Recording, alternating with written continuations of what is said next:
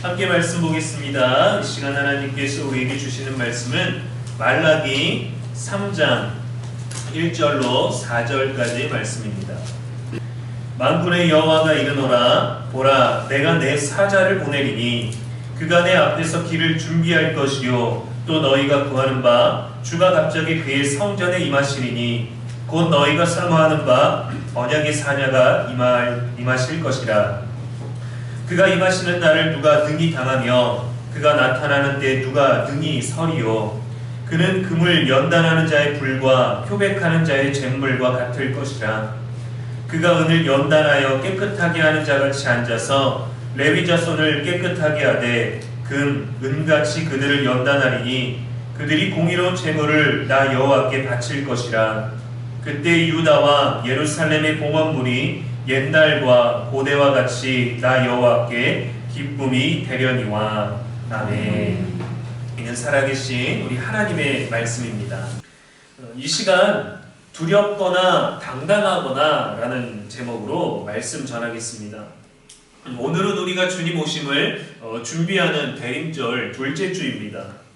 누군가를 만날 때 준비가 되어 있지 않으면 초조하고 부담스러울 수 있습니다. 시험을 준비하지 못한 학생은 다가오는 시험일이 두렵지만 철저하게 잘 준비한 학생에게는 자신 있게 빨리 그 시간을 임할 수 있을 것입니다. 그러나 준비를 잘했던 준비를 잘하지 못했던 시험에 대한 부담감 또 실수에 대한 긴장감은 모두에게 동일한 법이죠. 군부대에서는 가끔 높은 계급의 지휘관이 부대에 순찰을 나옵니다. 정해진 일정에 따라서 약속에 의해서 점검을 오기도 하지만 불시에 방문합니다. 잘하고 있는지, 실수는 없는지, 원칙대로 군법에 따라 잘하고 있는지 확인하러 옵니다. 높은 계급의 지휘관이 온다는 소식을 들으면 부대는 난리가 납니다. 당직사관, 당직 근무자, 위병소, 부대 안에 근무하는 모든 사람들, 쉬고 있는 사람들, 자고 있는 모든 사람들까지 다 난리가 납니다. 사실 방문 소식을 아나 모르나 누가 알려주나 알려주지 않으나 갑자기 오나 긴장되고 부담되는 건 마찬가지예요. 나라를 지키는 특별한 집단이기 때문에 늘 긴장감 속에 빈틈없이 임무를 다했다면 불시에 지휘관이 방문해도 문제될 것이 없습니다. 평소처럼 하면 되니까요. 그러나 태반하고 나태해지고 긴장감마저 사라진 상태, 또 이 그 작은 부대를 높은 지휘관의 뜻이나 어떤 군법에 의해서가 아니라 권한을 갖고 있고 권력을 가진 개인에 의해서 마음대로 움직이고 있다면 적군이 아니라 아군 지휘관만 온다 하더라도 두렵고 초조하게 되는 건 당연한 일입니다.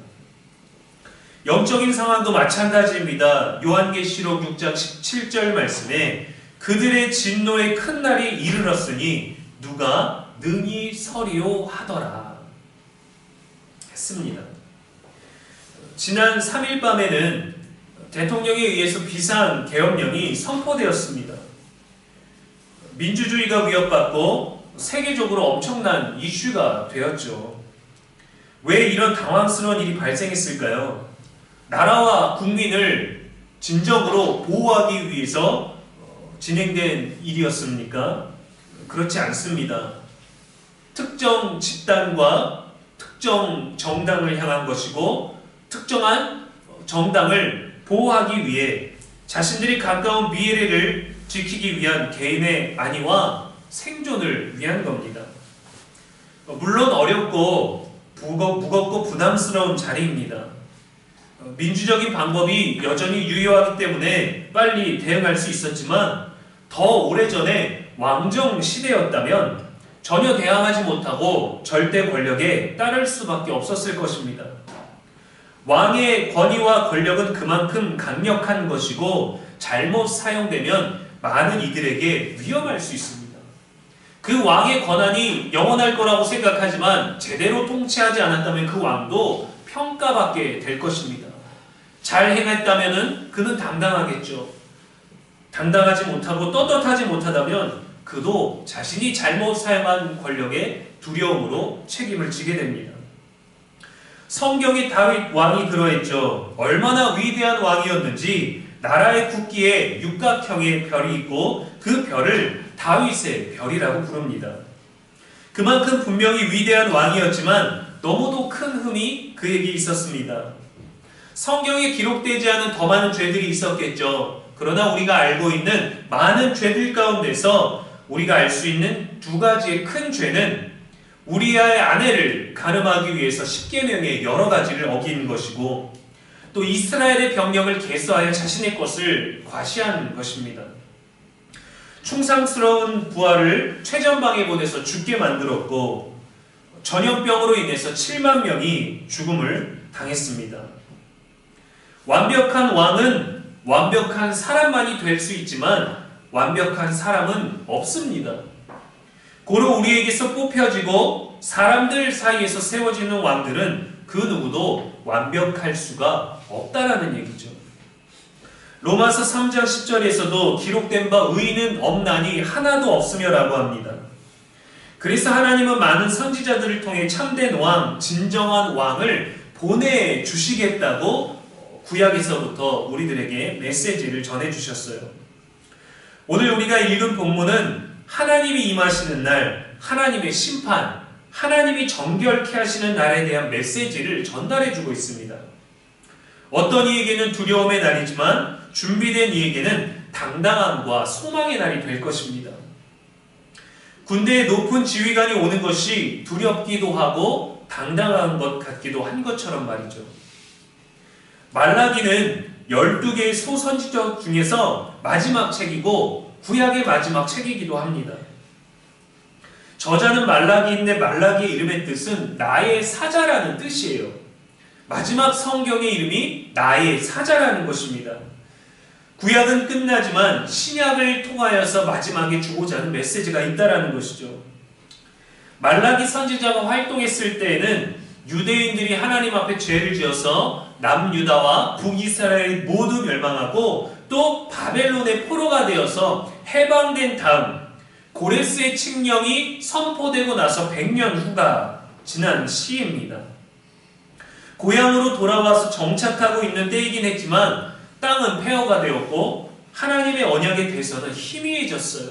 신앙은 가지고 있지만 그 신앙의 삶은 다른 세상과 다른 이방의 우상들과 뒤섞이고 있었습니다. 이러한 신앙의 과도기를 보내고 있는 이스라엘을 향하여서 하나님께서는 구약의 마지막 책에서 모세의 율법을 기억하라고 권면합니다. 말라기 4장 4절에 너희는 내가 호렙에서 온 이스라엘을 위하여 내 종 모세에게 명령한 법, 곧 율례와 법도를 기억하라 했습니다. 기억하라. 이미 너무도 많은 세대를 거쳐서 아주 오래된 일인데 그것을 기억하라고 합니다. 너희는 지금 정신 차려라 라고 말하는 것이 아니라 모세 때의 율법을 기억하라는 거예요. 모세가 어떻게 너희들에게 율법을 전해줬는지가 아니라 내가 지금 너에게 무언가를 말할 것인데 그것은 내가 모세 때 줬던 그 말이니까 변함이 없는 그때로 돌아가서 그때의 말 기억하라는 겁니다. 시대가 변하고 사람이 변하고 리더가 변하고 나라의 정세가 민족의 상황이 모두 바뀌었지만 하나님은 변하지 않으시고 그분의 계획과 나라를 준비하고 계시기 때문이죠. 그래서 하나님의 율법은 변함이 없고 여전히 유효하며 진행 중이기 때문에 내가 아주 오래전에 모세에게 전해준 그 율법을 기억하라는 겁니다. 그래서 결국에는 나의 사자를 보내겠다 하면서 이 말라기를 마무리하시는 거죠. 말라기가 나의 사자라는 뜻을 가지고 있지만 이 지칭되고 있는 이 사자는 구체적으로 세례 요한을 말합니다.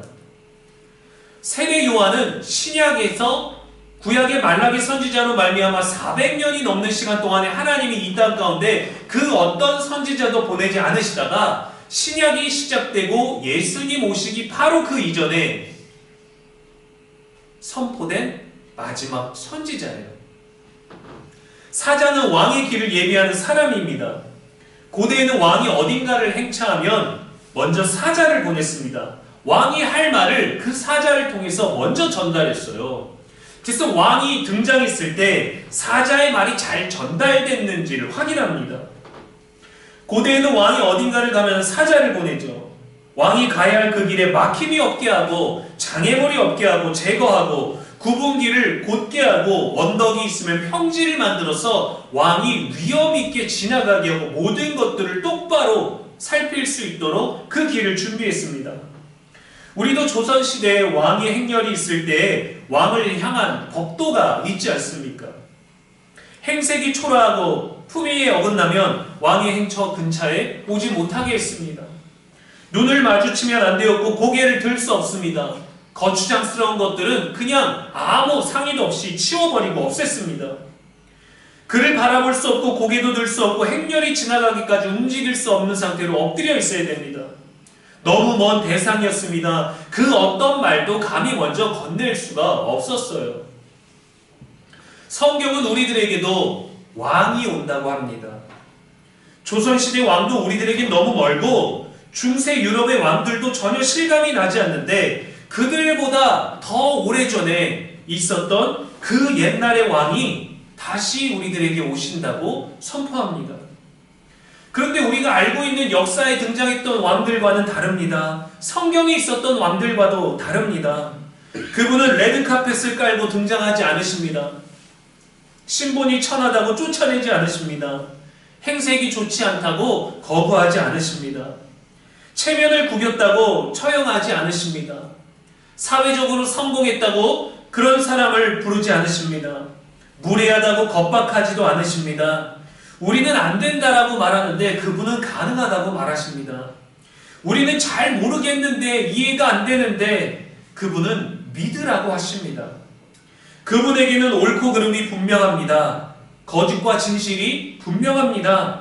애매한 것이 없습니다. 선과 악이 분명합니다.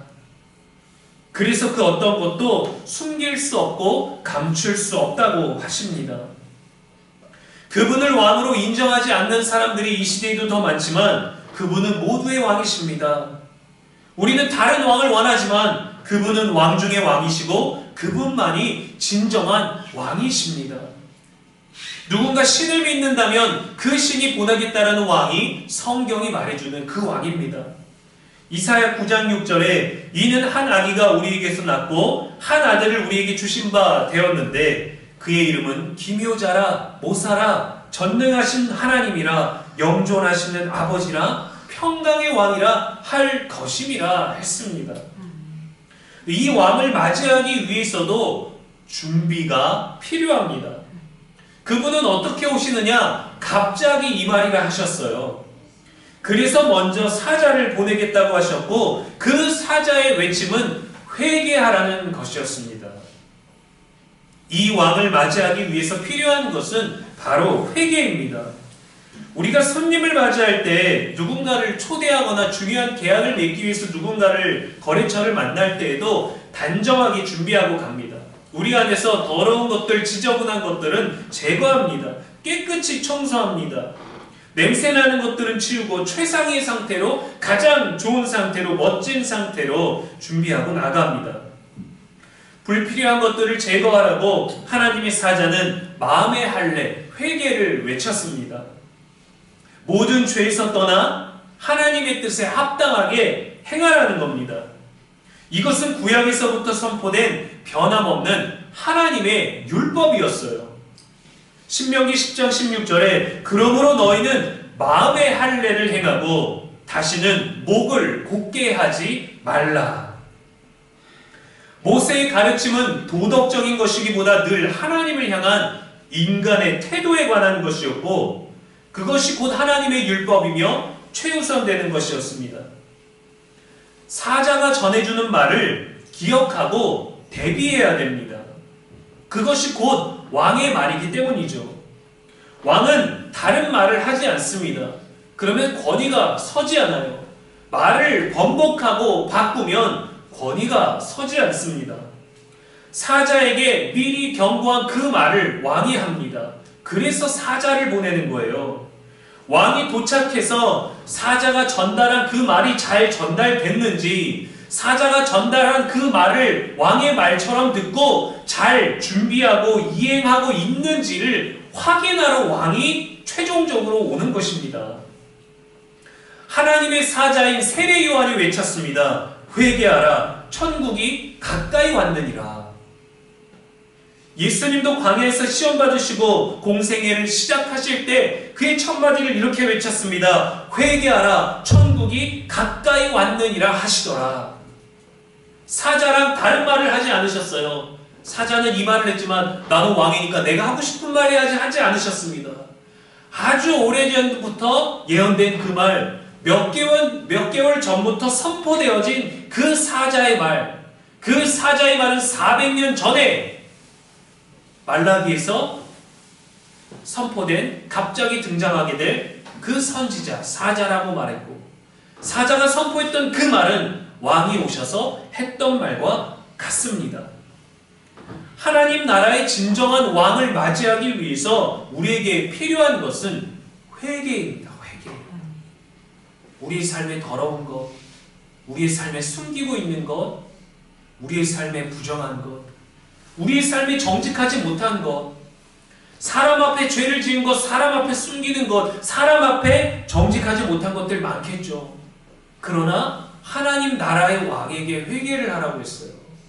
사람에게는요, 거짓으로 말할 수 있습니다. 사람에게는요, 말 안 하면 숨길 수 있습니다. 알고 있는 사람이 우리들에게 죄 묻지 않는다면 우리는 모르는 척 뻔뻔하게 숨길 수 있습니다. 그러나 하나님 앞엔 숨길 수 없기 때문에 사람 앞에서의 죄가 어떠한 것이든 하나님 앞에 회개하라는 거예요. 하나님 앞에 회개해야만 우리는 그 하나님을 향한 두려움 때문에 사람에게도 정직해질 수 있기 때문입니다.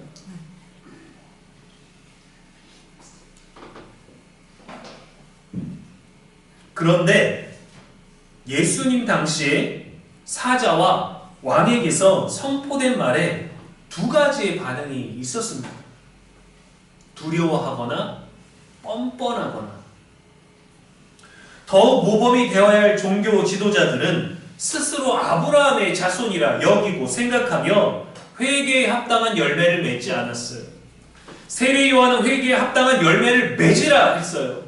그 열매를 맺어야 되는 사람들에게 직접적으로 대놓고 아주 당당하게 선포했지만 듣지 않았습니다.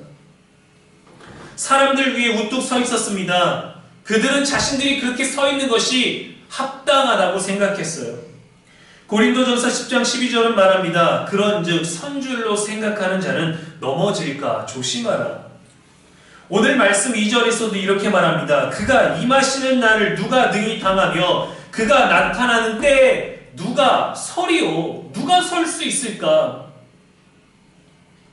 근데 자신만 보기 때문에, 자신만 생각하기 때문에, 자신만 아브라함의 자손이라고 생각하기 때문에, 자신은 하나님 앞에 당당하다고 생각하기 때문에, 자신은 그래도 된다라고 생각하기 때문에 아무것도 보이지 않습니다. 아무것도 들리지 않습니다. 그래서 뻔뻔할 수 있는 거예요. 비상계엄령이 선포되고 나흘 만에 1분 51초짜리 2분도 안 되는 대국민 담화문이 발표되었습니다. 국민을 향한 진정한 사과는 없었습니다. 진정한 언어는 담겨있지 않았어요. 자신의 잘못에 대한 참된 뉘우침도 없었습니다. 자신의 안위를 위해 자신의 선 자리를 지키기 위한 것처럼 보일 뿐이었습니다. 그래서 회개가 아닙니다. 모두가 알고 있지만 자신만 몰라요. 그래서 떳떳하고 당당한 것이 아니라 뻔뻔해질 수밖에 없는 것이죠. 당당하게 설 수 없습니다. 왜요? 당당하지 않기 때문에. 거짓을 가지고, 숨김을 가지고 남이 알고 있고 나도 알고 있는 것을 알지만 그렇지 않아야 되기 때문에 당당한 것이 아니라 뻔뻔해질 수밖에 없는 것이죠. 다윗도 하나님께 책만 받았습니다. 네가 가난한 자의 것을 빼앗았구나. 네가 하나님이 주신 것을 네가 과시하였구나. 다 여호와께서 너에게 주신 것이었는데도 불구하고 너의 것으로 여겼구나. 그렇게 죄에 대해서 지적받았습니다. 그래서 벌을 받았습니다. 벌은 다윗이 행했지만 그 대가로 전염병이 3일 동안 돌아서 백성이 7만 명이 죽었죠. 그런데도 성경은 그의 참된 회개를 높이 평가했어요. 그가 저지른 잘못보다 그의 회개를 더욱더 높이 평가했습니다. 그래서 하나님은 그 참된 회개 때문에 그의 혈통을 막지 않으셨고 그의 업적을 나무라지 않으셨고 그의 회개를 받으셨어요. 그런데 사람은 하나님 앞에 회개하는 것보다 자신이 지금 쥐고 있는 것 때문에 참된 회개를 하지 못합니다. 사람에게 하지 못하기 때문에 하나님 앞에 나아갈 수도 없습니다. 왜요? 사람 앞에 뻔뻔해지려면 하나님 앞에서 그 죄를 인정하면 안 되거든요. 하나님이 보내시는 왕이 오실 때에는 사람의 모든 행위가 드러납니다. 내가 숨기고 있는 것들이 드러납니다. 크고 작음의 문제가 아닙니다. 거짓된 것들은 다 드러나요. 그래서 두렵거나 당당하거나 둘 중 하나 우리는 맞이할 수밖에 없는 것이죠. 알곡과 가라지가 지금 같이 있지만 하나님은 그냥 두라고 하셨습니다. 마지막 심판의 때 왕이 그 자리에 등장할 때 가라지는 불에 던져질 것이고 그것은 은밀히 행해지지 않습니다. 알곡이 그것을 보게 될 것이고 가라지 자신이 불에 던져지는 것을 두려워할 수밖에 없게 될 것이기 때문이죠. 그래서 회개하라고, 사자도 회개하라고, 왕도 회개하라고 동일한 메시지를 전달해주고 있는 것입니다. 이 메시지는요, 사랑이에요. 이 메시지는요, 기회예요. 그래서 여러분 사람 앞에 불편한 것이 있다면 회개하십시오. 사람 앞에 가지고 나아갈 수 없다면 하나님 앞에 회개하십시오. 그럼 사람에게 가지고 나아갈 용기를 주실 거예요. 하나님 앞에서 잘 보이려고 애쓰는 인간의 모든 노력은 의미가 없어요. 우리가 감추고 싶었던 것들이 드러납니다. 비밀이 많은 것은 더 비참하게 드러날 것이고 진실하지 못했던 것은 더 부끄럽게 공개될 것이며 숨기고 거짓된 것들은 낱낱이 밝혀질 것입니다. 우리는 그것을 막을 수 없습니다. 우리는 잘 숨기고 있다고, 잘 감추고 있다고 생각하지만 사람도 알아요. 나만 모르고 싶을 뿐이죠. 그래서 당당한 것이 아니라 뻔뻔해지는 삶을 살게 되는 거예요. 정직하지 못한 자들에게는 두려움이요 회개하는 자들에게는 기쁨과 위로와 회복의 날이 될 것입니다. 한 왕의 통치가 진심으로 백성을 위한 것이었다면 후대 또 주변의 많은 가까운 사람들이 그를 비판할지라도 그는 당당할 것입니다. 그러나 자신을 위한 사적인 권력과 권위였다면 행한 대로 그도 심판받을 것입니다. 주님께서 이 땅에 다시 오셔서 우리를 맞이할 때 두렵거나 당당하거나 우리는 둘 중에 하나가 될 것이고 저와 여러분 모두는 당당할 수 있기를 소망합니다. 그런데 사람은 참으로 교만한 본능이 있어서 뻔뻔해지려고 하죠. 겸손해야 되지만 떳떳하고 당당해야 하나 뻔뻔합니다. 그래서 오히려 왕이 오시지 않고 왕이 오는 것을 준비하고 기다리기만 하는 것이 예수님 당시 종교 지도자들에게도 특권을 유지하는 것이었고 그것이 더욱더 유익하고 만족한 삶이었습니다. 아마 저와 여러분에게 또한 그러할 수 있습니다. 주님 다시 오시는 심판의 날을 갑자기 맞이해야 되는 것, 우리가 누리고 있는 것에서 우리가 잘 지혜롭게 살고 있는 것처럼 감추고 있는 것처럼 괜찮아 보이는 것처럼 살고 있는 모든 날들이 무너지는 것이 드러나는 것이 두려워서 지금의 일상처럼 지금 하고 있는 신앙생활처럼 살다 가는 것이 더 좋게 느껴질지도 모르겠습니다. 우리는 연약해서 이 땅의 존재로서 이 땅에 집착합니다. 하나님도 우리들이 이러한 연약한 본능을 잘 아셔요. 그래서 본능을 초월하는 믿음을 요구하시는 겁니다. 반드시 심판이 있을 거라는 경고와 함께 사자의 경고를 듣고 왕을 맞을 준비를 회개함으로 하라는 거죠. 두려움이 아닌 당당함으로 준비되기 위해서는 회개해야 됩니다. 마음의 할례를 받고 회개에 합당한 열매를 맺어야 됩니다. 말씀과 기도만이 우리를 하나님 앞에 거룩하게 합니다. 이 거룩한 믿음은 죽음도 두려워하지 않아야 되지만 사실 우리는 죽음은 우리들에게 두려운 것이죠. 죽음 너머를 믿음으로 보지만 죽지 않고 보기를 원하지 않습니까? 저는 그렇습니다. 이 땅을 버타며 살지만 우리는 사실 하나를 품고 살아야 하고 타인의 시선을 의식하며 살 수밖에 없지만 하나님의 시선을 더 두려워해야 합니다. 그래서 성경은 여호와를 경외하는 것이 참된 지혜라고 말하죠. 하나님 앞에 어떠한 삶을 사느냐가 사람 앞에 어떠한 삶을 사느냐 그 기준이 된다는 것을 우리들에게 알려줍니다. 인생에서 우리가 무언가를 꼭 알아야 된다면 하나님을 알아야 되고 하나님을 경외할 줄을 알아야 합니다. 그분을 고백하지 않고는 이 세상에서 완전한 질서는 없어요. 그분을 인정하지 않고는 우리는 그 어떤 완벽한 왕도 섬길 수 없습니다. 하나님 없이 완벽하다면 주님 오시는 그날은 두려움 중에 가장 큰 두려움이 될 거예요. 우리의 현실이 더 어려워지는 이 시기에 더욱 기도하며 하나님의 통치를 바라는 저와 여러분 되기를 소망합니다. 나라를 위해 더욱 기도하라고 나라의 위기를 맞이하게 하셨습니다. 모세의 율법을 기억하고 모세 때부터 말씀하시는 하나님의 법도를 기억하십시오.